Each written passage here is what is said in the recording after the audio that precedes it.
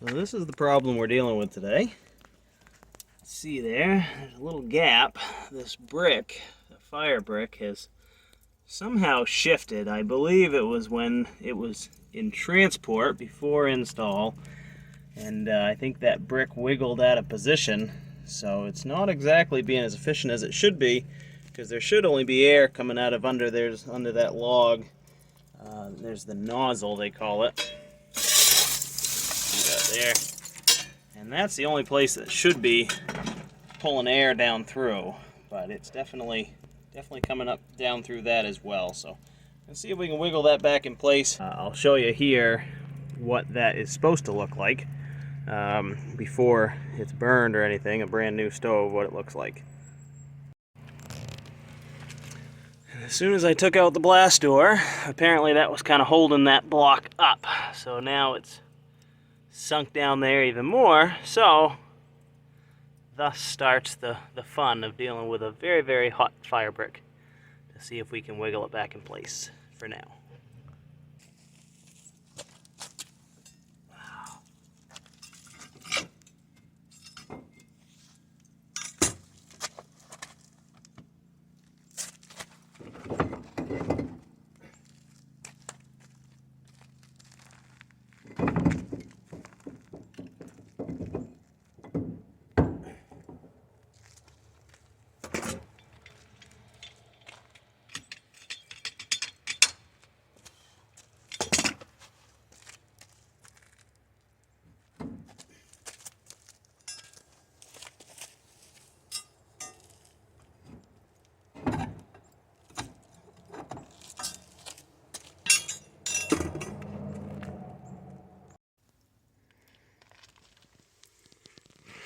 Well, that's about as good as it's gonna get right there.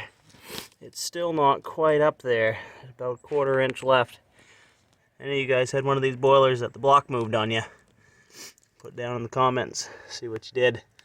I think, unfortunately, it's gonna end up being, we'll have to shut the old stove down, let her cool down a little bit, and take this thing apart. But while I'm right here, we might as well take care of the ash, pulling some of that out. Boy, even for all the leaking and extra stuff that came down through there, still is not a lot.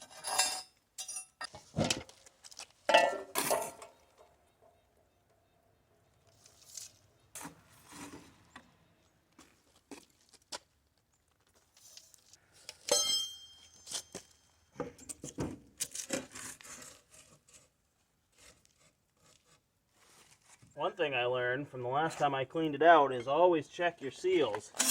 I had a little issue where apparently some of this paint that was peeling off had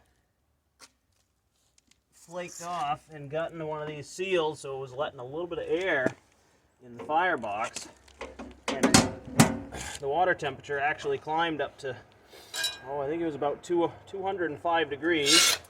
I'm not exactly sure where the high temperature limit is, but it hit that, and after talking to the installer, he said it's going to have to, the water temperature is going to have to come down to, I think it came down to 135 or 140 before we'd let that fan kick back on. That's just a safety measure in there. So whenever you do any cleaning in here, just check all your gaskets on all the doors. Make sure there's no extra air coming in, because that was not terribly fun.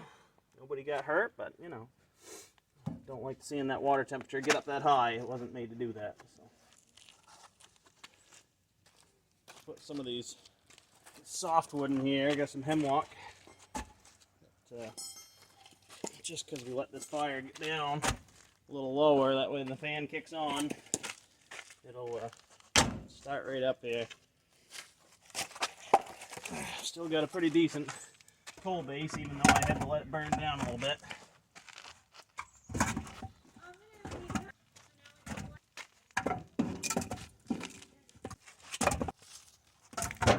Alright.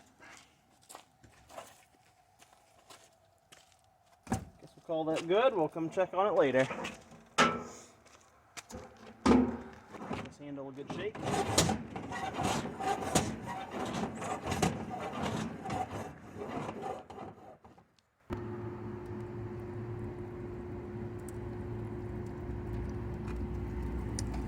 Oh yeah, we're doing just fine.